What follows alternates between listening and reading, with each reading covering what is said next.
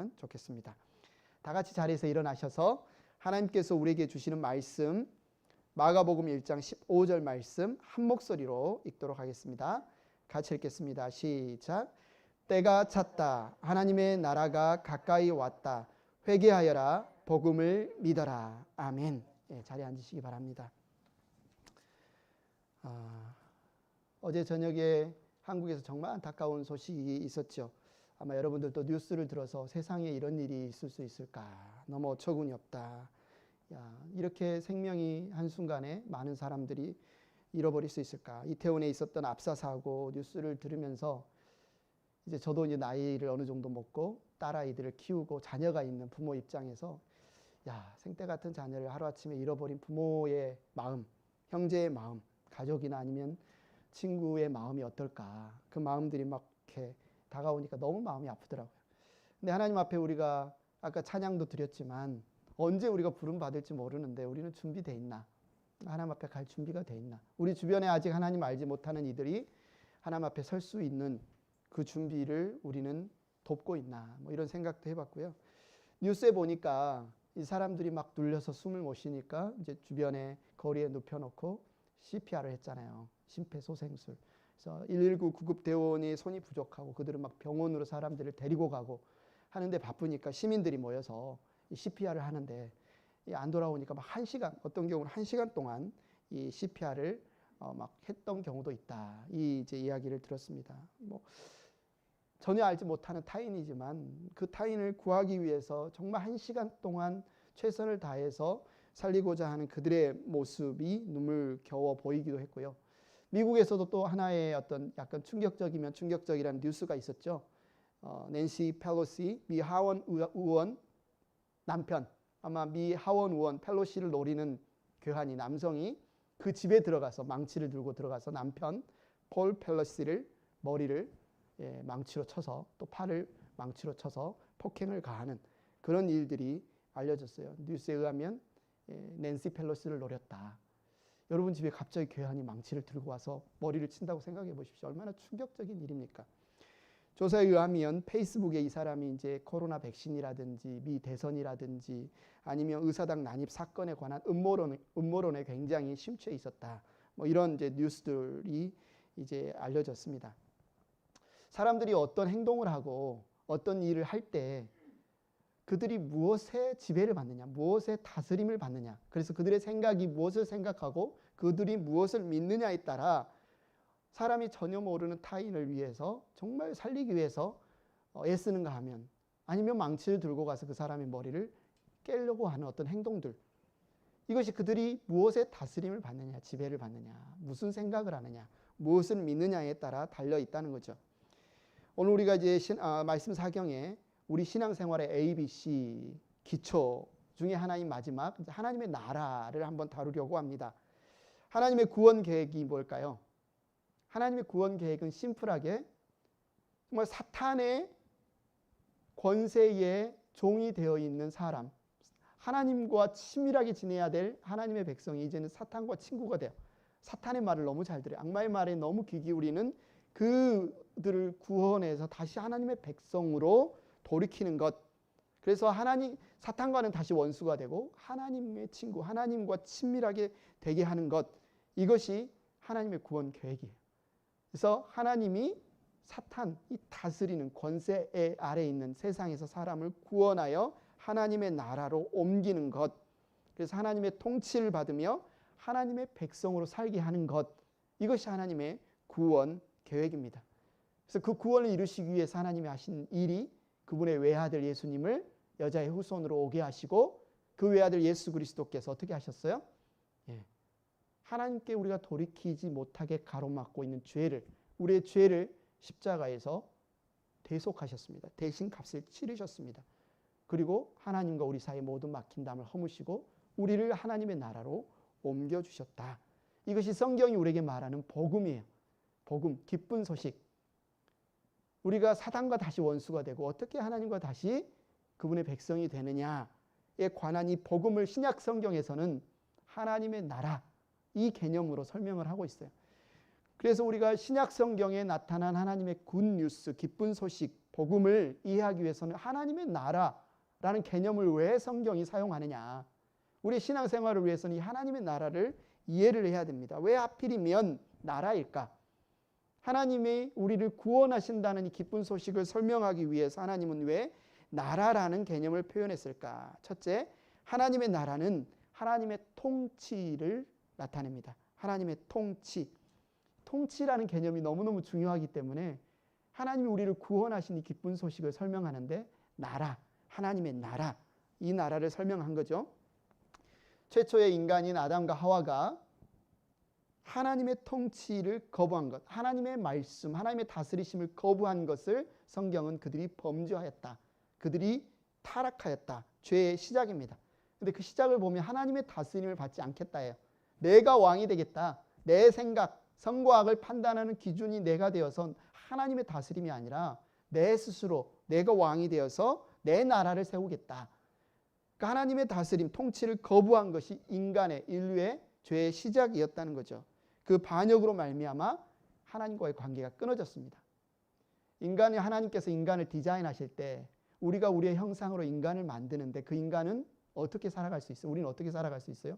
하나님과 연결되어야만, 하나님과 관계가 있어야만 그 하나님을 통해서 관계를 통해서 흘러나오는 그 생명을 풍성히 누릴 수 있는 거예요. 근데 그 관계가 끊어지면 인간은 살 수가 없습니다. 인간은 풍성한 삶을 살 수가 없어요. 그래서 하나님과의 관계 안에서 누리는 생명이 넘치는 삶을 성경은 안식이라고 말해요. 안식. 하나님과 연결되어 있어야만, 하나님과 생명이 흘러나와야만 우리는 안식을 누릴 수가 있습니다. 사랑의 하나님은 그래서 당신과 연결된 당신의 자녀들에게 뭘 주십니까? 풍성한 안식, 생명을 주십니다. 그래서 하나님께서 자기에게 속한 모든 것을 그의 백성에게 주는 것을 성경은 복이라고 해요. 복. 하나님이 자신에게 연결된 자신과 관계를 맺는 모든 그분의 자녀들에게 주시는 모든 것을 복이라고 말한다. 그런데 하나님께서 이 복을 어디에서 언제 주셨어요? 창세기에 보면 안식일에 모든 복을 하나님의 백성에게 쏟아 부어 주시는 것을 볼 수 있어요. 한마디로 하나님의 통치, 하나님의 다스리심을 받는 그 안식의 상태, 이게 하나님이 우리에게 주시는 풍성한 삶, 생명이 넘치는 삶이다. 그런데 인간이 어떻게 됐어요? 죄를 지었잖아요. 인간은 죄인, 하나님은 거룩하신 분. 그래서 거룩하신 하나님과 죄인인 인간이 만나면 인간이 어떻게 됩니까? 하나님은 거룩하시고 인간은 죄인이기 때문에 인간이 불타버립니다. 불타버려요. 왜? 하나님의 속성이 틀리기 때문에. 하나님은 어떤 분이십니까? 삼위일체 하나님이 온전히 서로 사랑하시는 분입니다. 온전히 거룩하시고 온전하신 분입니다. 하나님은 사실 우리가 없어도 부족함이 없어요. 인간이 없어도 하나님이 아쉬울 것 하나도 없습니다. 성부, 성자, 성령 하나님이 서로를 온전히 사랑하시고 온전한 사랑과 연합 가운데 충만하시기 때문에 그분들만으로 충만해요. 그런데 하나님께서 어떻게 하시겠다는 거예요? 이 안에 너희를 끼워주마, 그런 거예요. 우리를 이 안에 너희를 끼워주마.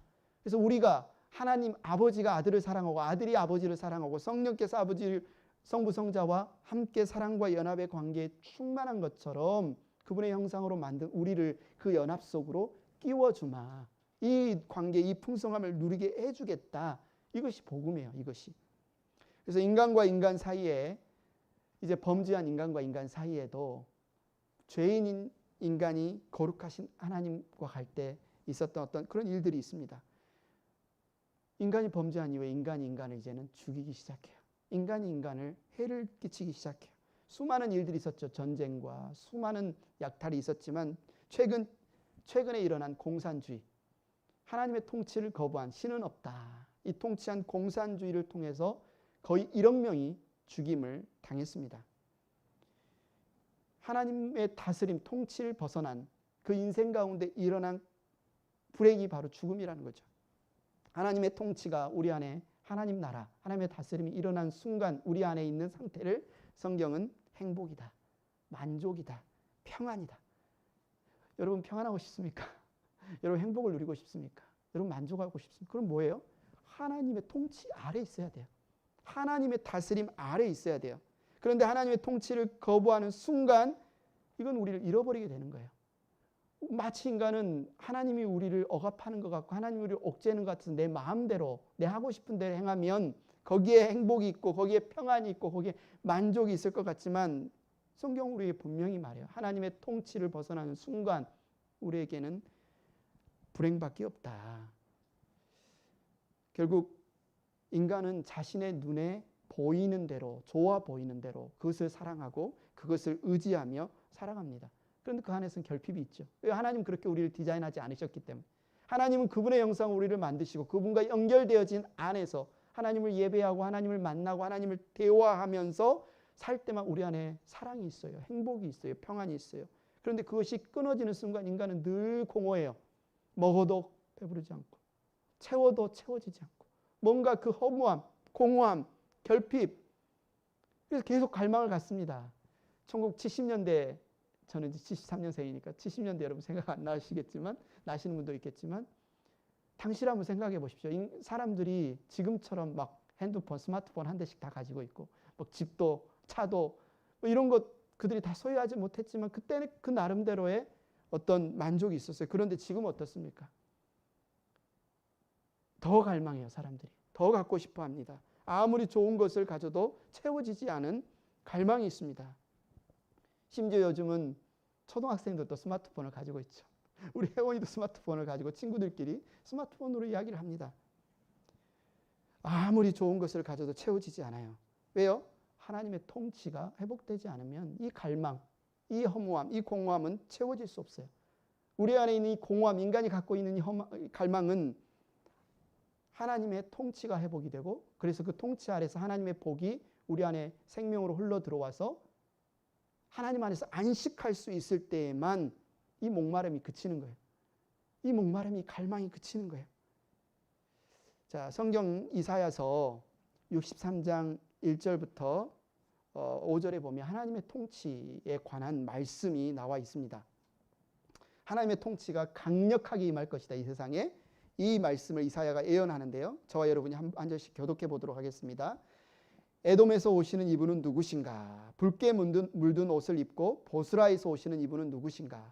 화려한 옷차림으로 권세 당당하게 걸어오시는 이분은 누구신가? 그는 바로 나다.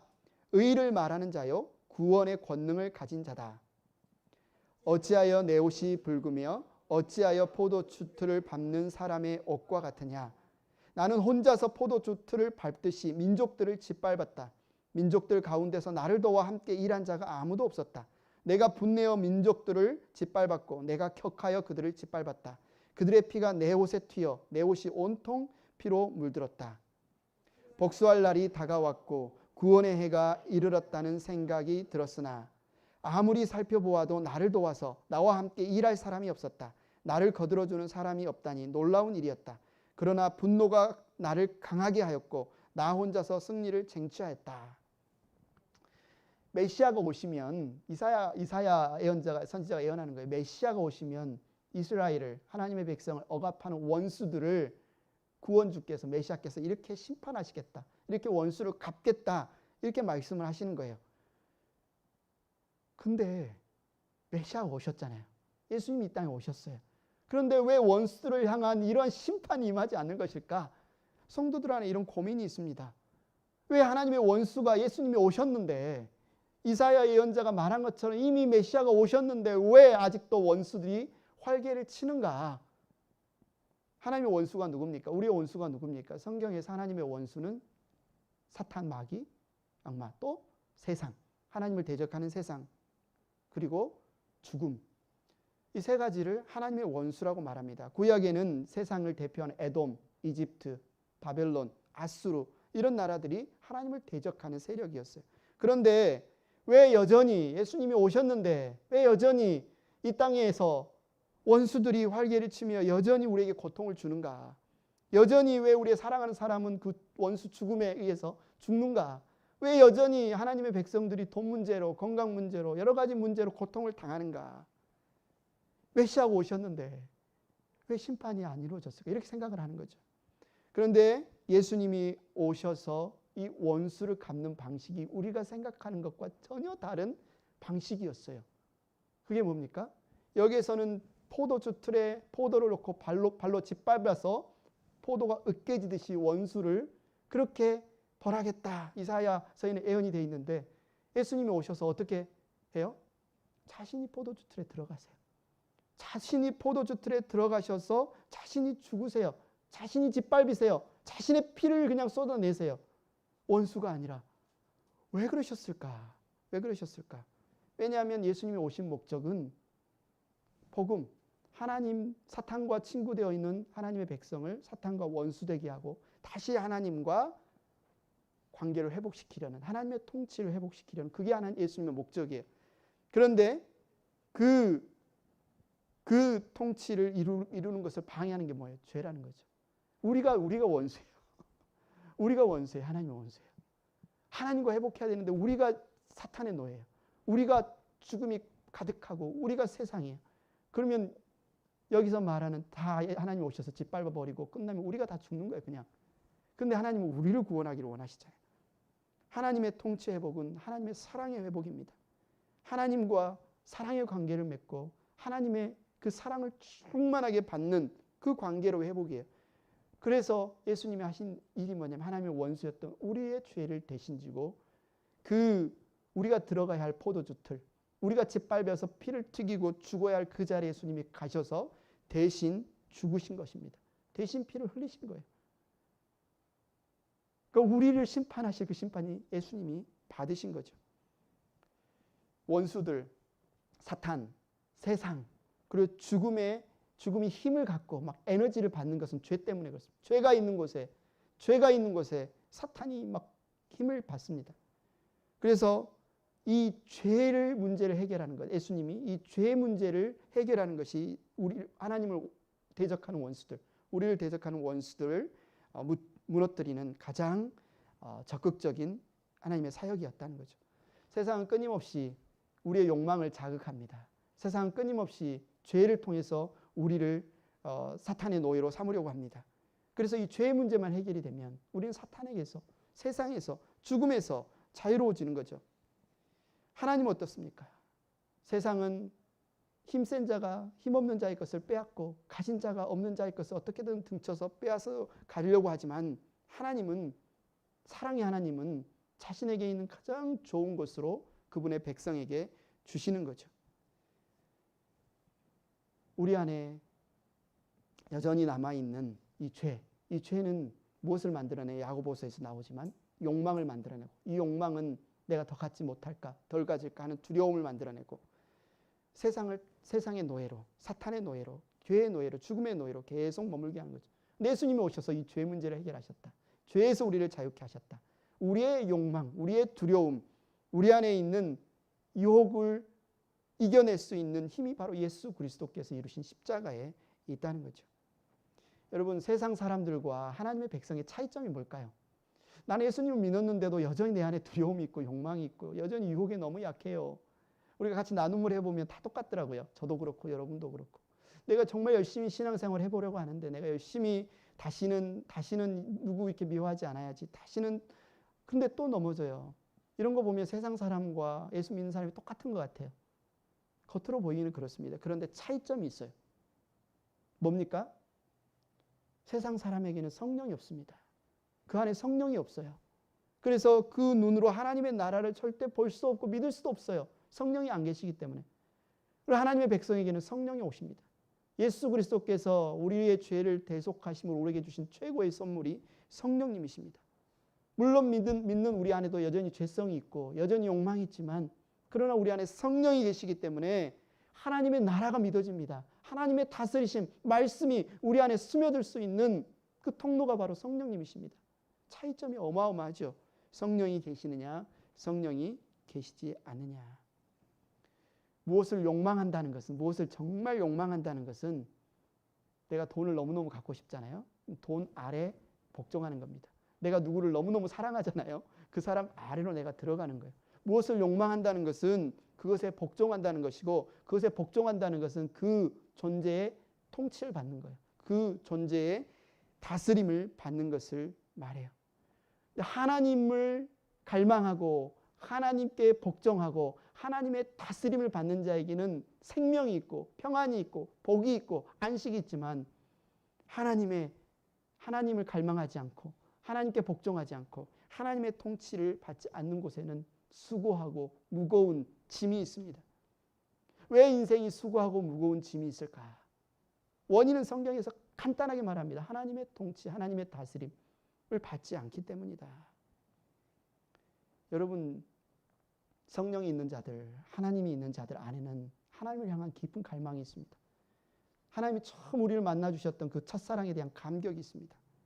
하나님 안에서 내가 죄인이지만, 내가 넘어지지만, 내가 실수하지만 있는 모습 그대로 나를 품어주시는 그 은혜에 대한 감격이 있습니다. 나를 용납해 주시는 평안이 있습니다. 여러분, 왜 하나님 앞에 기도합니까? 성경에서 기도하라고 하니까 기도하기도 하겠지만 열심히 기도하는 이유는 내가 정말 너무너무 힘들어서 기도할 때 내 신음소리 같은 기도를 낼 때 하나님이 나의 기도를 응답해 주셨지, 들어주셨지. 그 경험 때문에 우리가 하나님 앞에 나와서 기도하는 거 아닌가요? 근데 이 세상은 여전히 변화가 없는 것 같아요. 세상 사람들은 여전히 하나님 없이도 너무 잘 사는 것 같아요. 그런데 우리는 믿음에 하나님을 믿는 하나님의 나라가 있어요. 이 둘 사이에 우리가 끼어 있는 것 같아요. 세상을 보면 사람들은 하나님을 믿지 않고서도 막 살아가고, 그러나 우리가 성경을 보고 함께 모였을 때 하나님의 나라가 분명히 있고 하나님이 살아계시는데 이 둘 사이에, 불신의 영역과 믿음의 영역 사이에 우리가 사이에서 끼어 있는 것 같습니다. 우리는 날마다 성령 충만하고 싶은데, 우리는 날마다 하나님 은혜 가운데 살고 싶은데 때때로는 지치기도 하고 넘어지기도 하고, 그런데 또 성령께서 인도하셔서 성령의 음성에 귀 기울였더니 그때는 또 하나님이 우리 가운데 충만하게 임재하는 것을 경험하기도 하고, 예수님이 다시 오실 때까지 이 세상에서 성도가 경험하는 삶이 그렇다는 거죠. 때때로 이 세상에 속하여 사는 것 같아서 너무 힘들고 어려울 때도 있지만 우리 안에는 성령이 계시기 때문에 그 성령의 인도하신 가운데 살 때는 하나님의 통치를 경험할 수가 있어요. 정말 미워했던 사람이 용서될 때가 있어요. 정말 어마어마했던, 나를 괴롭혔던 문제가 하나님의 살아계심을 믿음으로 전혀 문제로 안 다가올 때가 있어요. 그런 통치가 우리 가운데 경험되어질 때가 있습니다. 첫째, 하나님의 나라는 하나님의 통치다. 그렇다면 하나님께서 통치하시는 데에는 목적이 있습니다. 하나님이 우리를 다스리시는 목적이 있어요. 첫째, 하나님의 통치의 목적은 하나님의 영광을 드러내시기 위해서이다. 출애굽기 15장 6절을 같이 한번 읽어보겠습니다. 시작. 주님 오른손이 권능으로 영광을 드러내셨습니다. 주님의 오른손이 원수를 쳐부셨습니다. 어떤 하나님이에요? 우리 하나님은 전능하신 하나님. 우리 하나님은 전능하신 하나님이에요. 하나님께서 그분의 힘, 능력을 보이시는 이유가 뭐예요? 하나님께서 우리에게 그분의 강력한 전능하심을 보이시는 이유가 뭐예요? 우리로 그분의 위대하신 일을 보고 탄성, 찬양, 찬미를 올리게 하시기 위해서 그래요. 하나님이 그분의 능력을 보이시는 이유는 우리로 하나님을 찬양하게 하시기 위해서 그래요. 이사야서에서 그래서 하나님이 하나님의 백성을 만드신 목적, 부르신 목적은 우리로 그분을 찬양하게 하기 위해서다. 찬송하기 위해서다.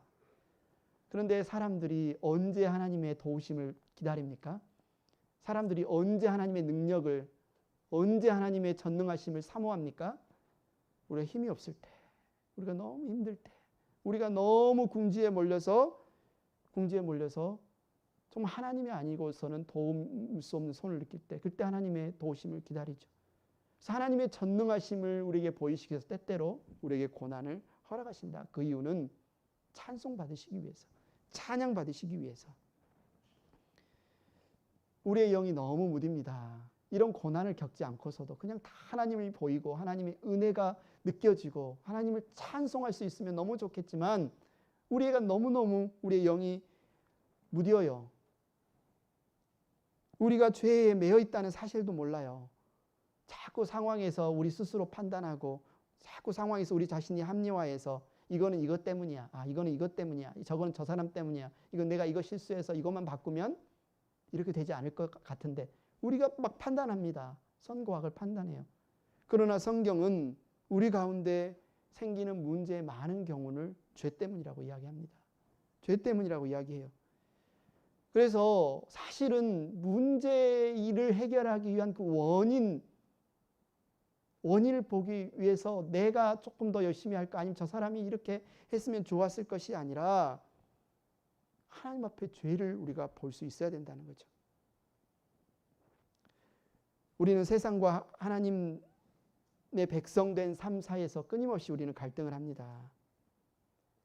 그래서 우리가 고민하고 기도할 때 하나님이 하시는 일이 뭐냐? 우리의 인생에 참여해서 하시는 일이 그냥 우리 문제를 해결해 주시는 게 아니에요.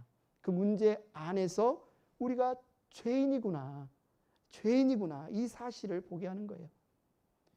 우리가 죄인이어서 하나님께 등을 돌리고 있어서 하나님을 의지하지 않고 하나님의 통치를 사모하지 않고 하나님 아래에 있지 않아서 내 생각으로 이렇게 하면 되겠지라고 판단해서 행동한 내가 주인된 그 삶 때문에 하나님의 통치를 벗어난 그 삶 때문에 이런 문제가 내게 발생했구나. 이 원인을 하나님은 보기를 원하세요. 그런데 우리는 어떻습니까? 문제가 오면 그 문제를 어떻게 해결하지? 돈이 없으면 어떻게 돈을 더 모으지? 건강이 약하면 어떻게 이 건강을 회복하지? 이 부분의 문제에만 집중을 해요. 그런데 하나님은 그 문제를 통해서 그 문제의 원인인 하나님의 통치를 회복하시는 하나님의 관계를 회복하시는 그 부분에 우리를 이끄신다는 거죠. 우리가 보아야 될 게 뭡니까? 하나님이 없으면 안 됩니다. 하나님이 없으면 안 됩니다. 단 한순간이라도 하나님이 없으면 우리는 안 됩니다. 하나님의 다스림 아래에 없으면 우리는 안 됩니다. 구약 성경을 보세요. 하나님은 하실 수 있을 텐데도 왜 이스라엘 백성 주변의 강대국들을 그대로 놔둬서 침략하게 하고 그들을 괴롭히게 하고 그들이 고난받게 하셨을까? 하나님 힘이 없으셨을까? 이집트의 신, 바벨론의 신, 이들보다 힘이 없어서 하나님은 끊임없이 그 강대국들이 무너지지 않고 이스라엘을 공격할 때 그냥 이스라엘이 그렇게 침략당하게 놔두셨을까? 아니라는 거예요. 그 문제가 아니라는 겁니다. 그들은 그냥 막대기에 불과해요. 근본 원인은 이스라엘이 하나님의 통치하심을 사모하고 의지하고 그 아래 머물러 있어야 그들이 참된 생명을 누리고 평안을 누리고 회복을 누릴 텐데 자꾸 군사력이나 말 숫자나 아니면 사람 숫자에 5만 대에서 구원을 찾으려고 하니까 하나님이 참된 구원을 보여주시기 위해서 강대국들을 사용하신 것처럼 우리에게도 문제가 그렇다는 거예요. 문제는 아무도 문제가 아닙니다. 사실 여러분. 문제의 원인이 뭐냐는 거죠. 왜 우리는 하나님의 나라, 하나님의 다스림, 통치를 사모하지 않느냐. 하나님이 통치하시는 두 번째 목적은 하나님만을 섬기는 참 백성을 만들어내시기 위해서예요. 하나님만을 섬기는. 우리가 나아가야 될 방향이죠. 말라기 3장 18절 같이 읽겠습니다. 시작. 그때야 너희가 다시 의인과 악인을 분별하고 하나님을 섬기는 자와 섬기지 않는 자를 비로소 분별할 것이다. 나중에 되면 나오잖아요. 나중에 하나님이 심판 때가 되면 양과 염소를 나누고 의인과 악인을 나누고 하나님을 섬기는 자와 섬기지 않는 자를 분별해서 심판할 때가 올 거예요. 그러나 지금은 어떻습니까? 지금 우리가 살아가는 이 세상은 모르잖아요. 아직은 잘 몰라요. 아직 예수님을 안 믿는다고 해서 이 사람이 영원히 예수님을 안 믿을 거다, 악인으로 죽을 거다, 우리는 장담하지 못해요. 이미 교회 안에 나와서 막 신앙생활 하는 것 같아. 이 사람이 진짜 완벽하게 하나님의 통치를 받고 있는 사람이다. 교회 나왔으니까 우리가 말할 수 없어요. 그럼 우리가 어떻게 해야 됩니까? 정말 누가 하나님의 백성인지 아닌지 우리가 모르면 어떻게 해야 돼요? 우리는 그냥 사랑하는 거예요. 그래서 우리는 그냥 함께 모인 형제 자매들도 사랑하고 우리 주변에 있는 아직 예수님 안 믿고 때로는 예수님 믿는 사람을 조롱하고 핍박하는 사람들조차도 우리는 뭐예요? 사랑하는 겁니다. 복음을 전하는 겁니다. 그물을 던지는 거예요. 왜요? 아직 모르니까. 그러나 나중에 예수님이 다시 오실 때가 되면 분별하시겠죠. 그는 우리가 분별하는 게 아니라 주님이 분별하시겠죠. 우리는 이 세상 가운데 살아가면서 하나님의 통치하심을 사모하고 통치하심을 받는 참 백성으로 자라가는 것. 그것이 하나님의 통치하심의 목적이죠. 셋째, 하나님의 통치의 목적은 불순종하는 자들과 세상을 심판하기 위해서다. 베드로후서 2장 9절 읽겠습니다. 시작. 주님은 경건한 사람을 시련에서 건져내시고 불의한 사람을 벌하셔서 심판 날까지 가두어 두실 줄을 아십니다. 하나님은 반드시 불순종한 자를 심판하십니다. 안타까운 것은 뭐냐면 죄 가운데 있는 사람들은 자신이 죄 가운데 있다는 사실을 몰라요. 우리가 죄를 막 지을 때는 이게 죄인 줄 모르고 막 죄를 짓습니다. 결국은 그렇게 하다가 심판이 이미 임했는데도 그것이 심판인지도 몰라요. 이미 심판 아래에 있는데 심판을 받고 있는 사람들이 심판을 받고 있는지를 몰라요. 하나님의 은혜 필요 없어. 하나님의 은혜에 사모함, 하나님의 은혜로 살아. 하나님 은혜 없어도 돼. 그 상태가 심판을 받고 있는 상태예요. 하나님이 없다고 생각하고 있는 그 상태, 하나님의 은혜 없이도 살 수 있다고 생각하는 상태가 지금 이미 그들에게 심판이 임한 상태예요. 이미 암이 온 몸에 퍼져서 더 이상 고칠 수 없어서 생존 가능성이 제로인 상태, 이미 죽음만이 결정된 그 상태. 근데 그 사람들은 몰라요, 그거를. 아, 내가 이 죽는구나, 망하는구나. 너무너무 안타깝지요. 그런데 하나님께서 그 가운데 역사하세요. 다 죽어가는, 이미 죽기로 결정된 그 가운데에서 성령께서 보여주세요. 살 길이 있구나. 예수 그리스도께서 살 길이시구나. 예수 그리스도를 통해서 하나님의 통치 아래 들어가면 내가 사는구나. 주변은 다 소망이 없고 주변은 다 망해가고 주변은 다 멸망 가운데 있는 이 세상에서 끄집어내어서 하나님이 우리의 아버지시구나. 하나님의 나라가 우리의 살 길이구나. 예수 그리스도께서 그 일을 행하시는구나. 이걸 보여주시는 거예요. 우리 주변에 왜 세상이 이렇게 악하냐? 저 사람들은 왜 이렇게 타락했냐? 심판이 임했습니다. 세상은 이미 심판을 받았어요. 세상이 뭐 살만한 곳인데 조금 더 잘 살기 위해서 예수 믿는 거 아닙니다. 거기서 나오지 않으면 우리는 소망이 없기 때문에 예수님을 믿는 거예요.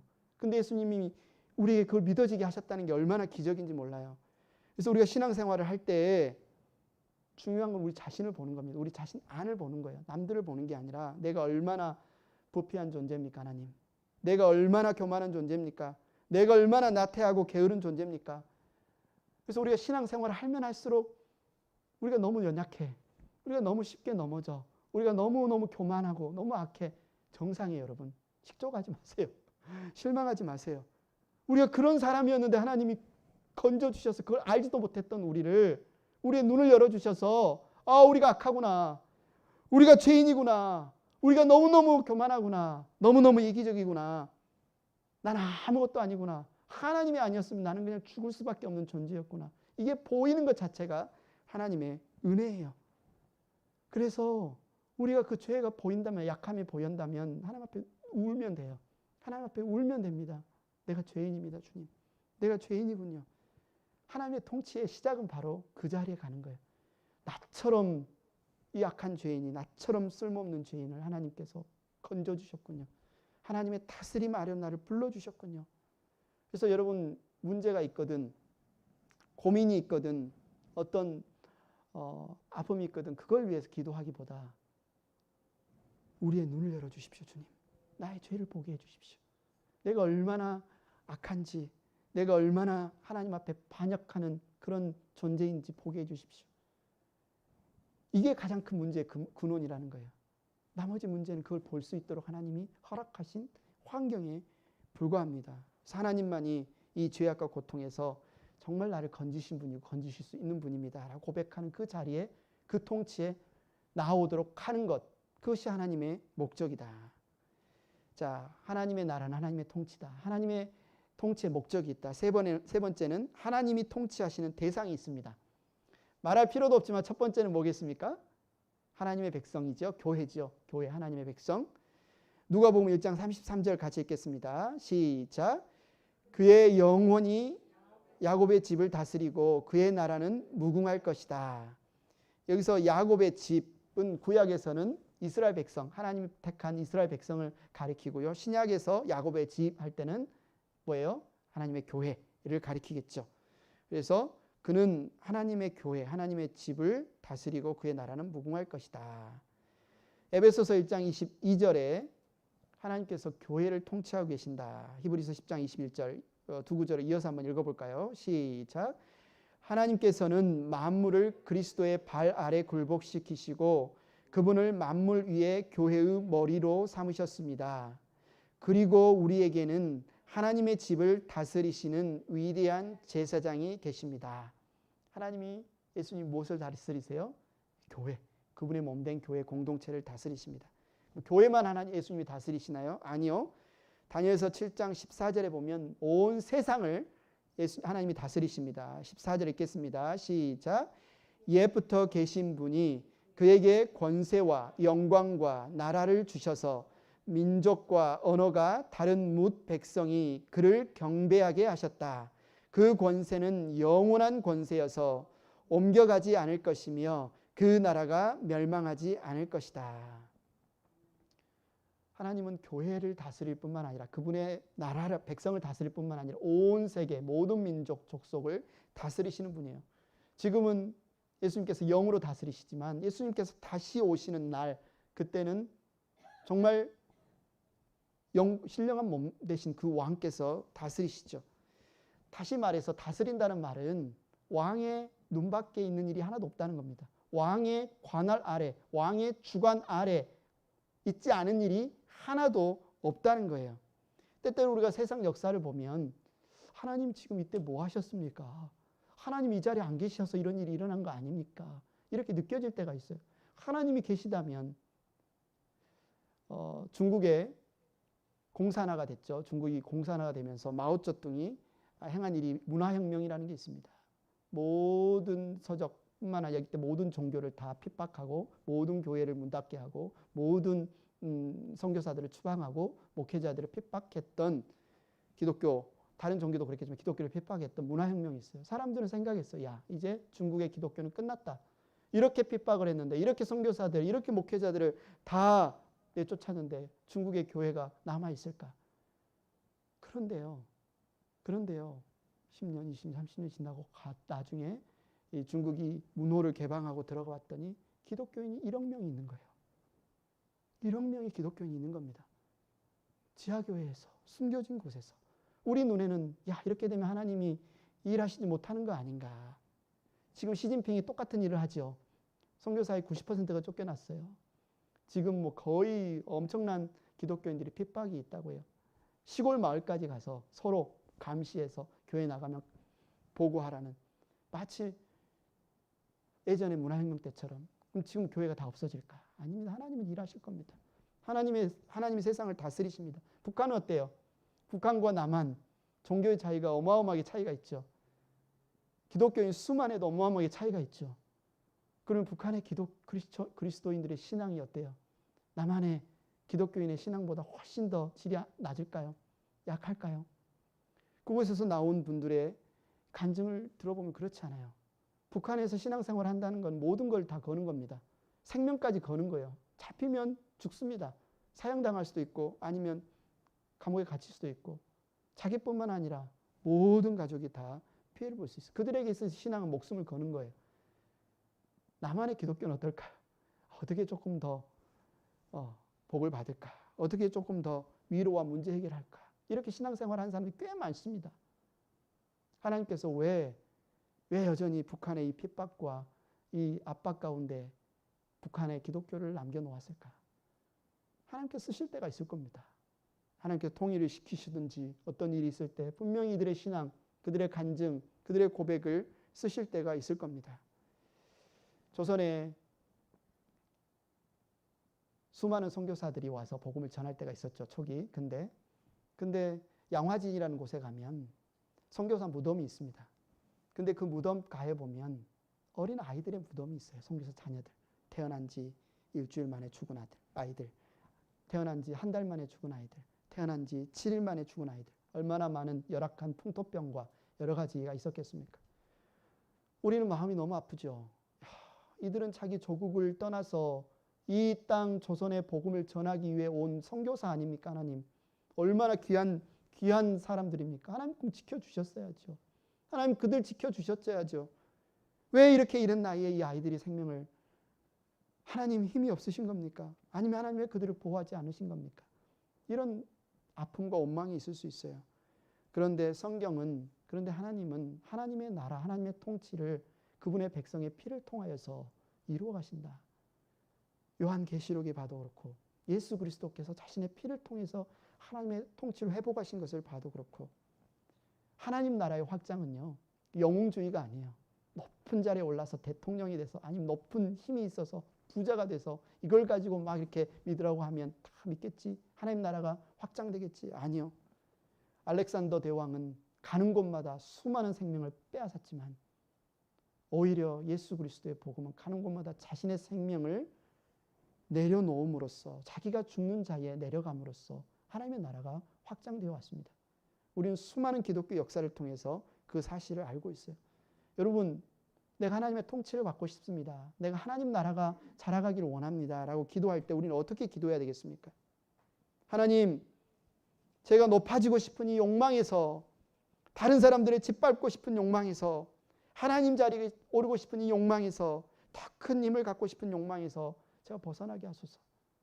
예수님이 서셨던 그 자리, 수많은 선교사들과 그들의 자녀들이 피를 뿌렸던 그 자리에 서는 것. 예. 마지막 네 번째, 하나님은 그러면 이제 우리를 통치하시는 분이신데 어떻게 통치하실까? 하나님은 우리를 어떻게 다스리실까요? 마태복음 13장 18절부터 23절 저와 여러분이 한 절씩 한번 교독해 보겠습니다. 시작. 너희는 이제 씨를 뿌리는 사람의 비유가 무슨 뜻을 지녔는지를 들어라. 하늘나라를 두고 하는 말씀을 듣고도 깨닫지 못하면 악한 자가 와서 그 마음에 뿌려진 것을 빼앗아 간다.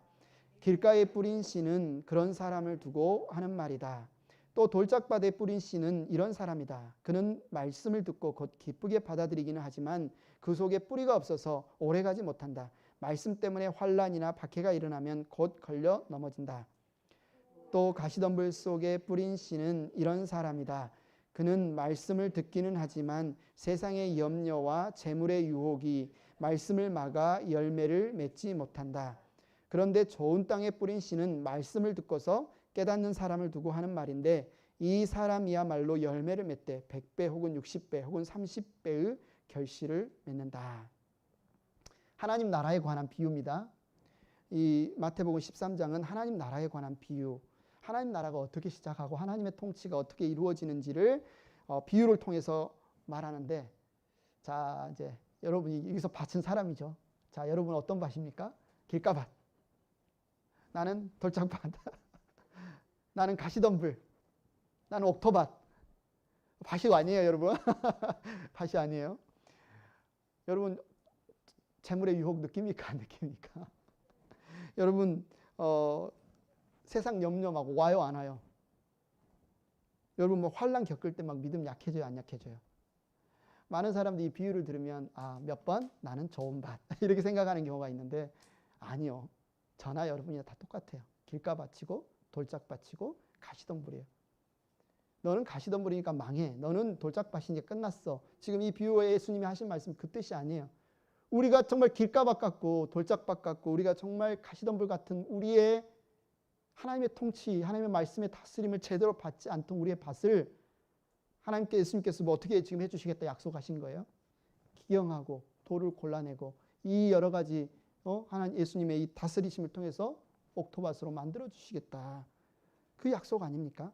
그래서 우리의 인생에 30배, 60배, 100배의 열매를 맺게 하시겠다. 누가 하시겠다?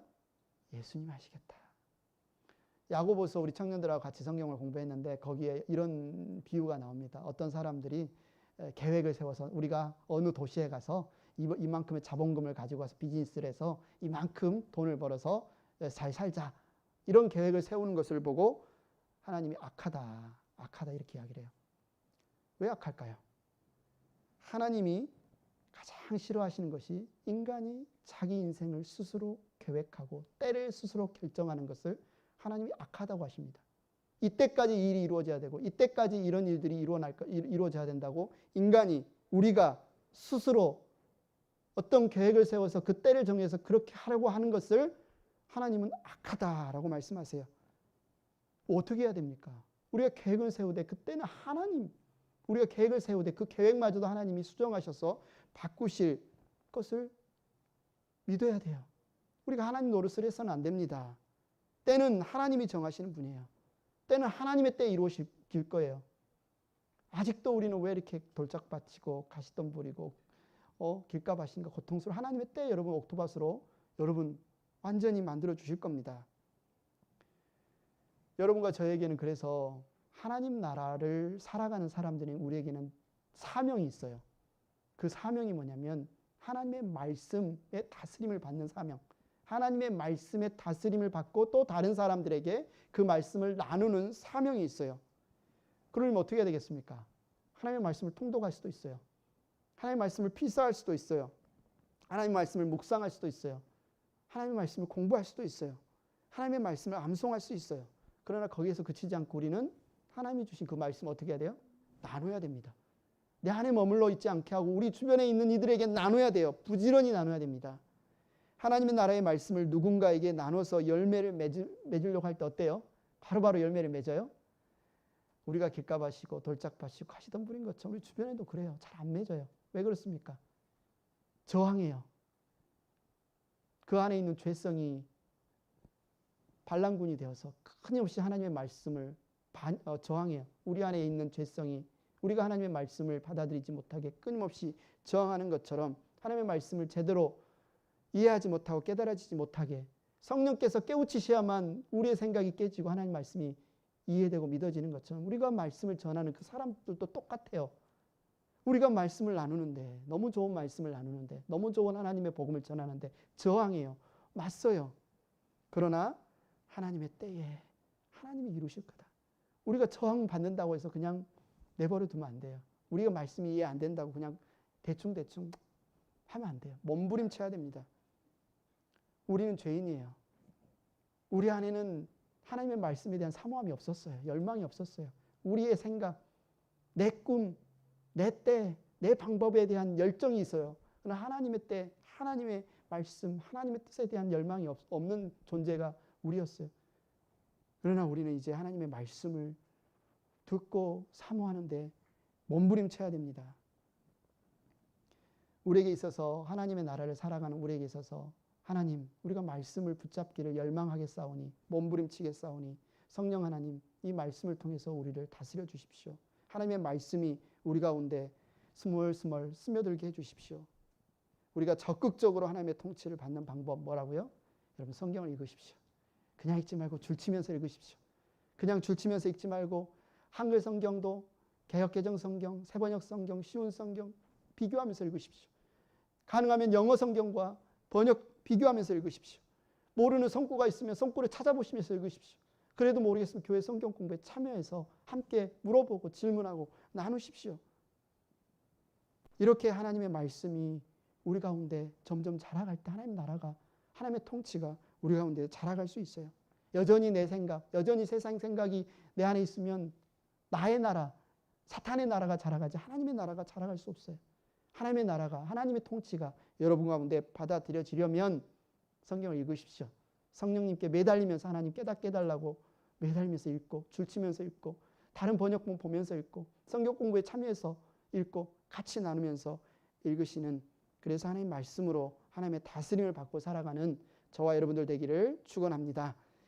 이 시간 같이 이 찬양, 하나님의 음성을 듣고자 기도하면 귀를 기울이시고 나의 기도를 들어주시는 하나님께 우리 찬양 드리시면서 여러분의 기도, 여러분의 고백 하나님께 드리실 수 있기를 바랍니다.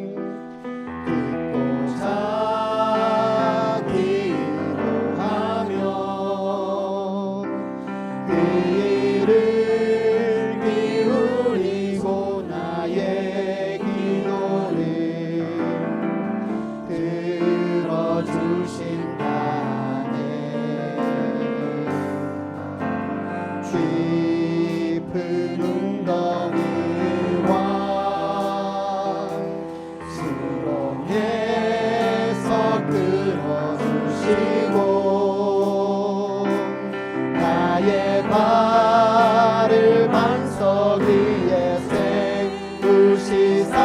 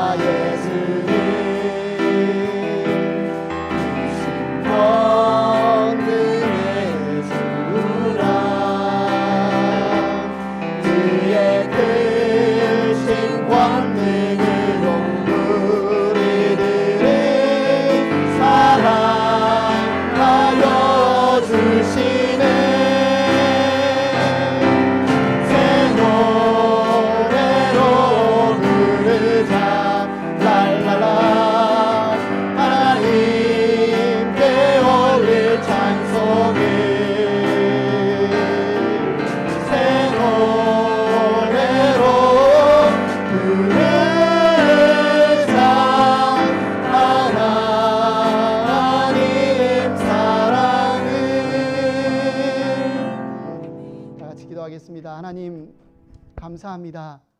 우리를 받아주시니 감사합니다. 우리를 사랑으로 맞아주시니 감사합니다. 우리 주 예수 그리스도 안에서 우리가 사단과 원수가 되고 하나님과 친밀하게 되는 하나님의 자녀 삼아주심을 감사하며 이 시간 우리의 감사와 순종과 하나님의 통치를 사모함을 이 예물과 함께 올려드립니다. 주님, 우리의 가정에서, 우리의 일터에서, 우리의 교회에서 주님 다스림 받게 하여 주시옵소서. 하나님의 말씀에 다스림 받게 하여 주시옵소서. 성령의 충만함 가운데 다스림 받게 하여 주시옵소서.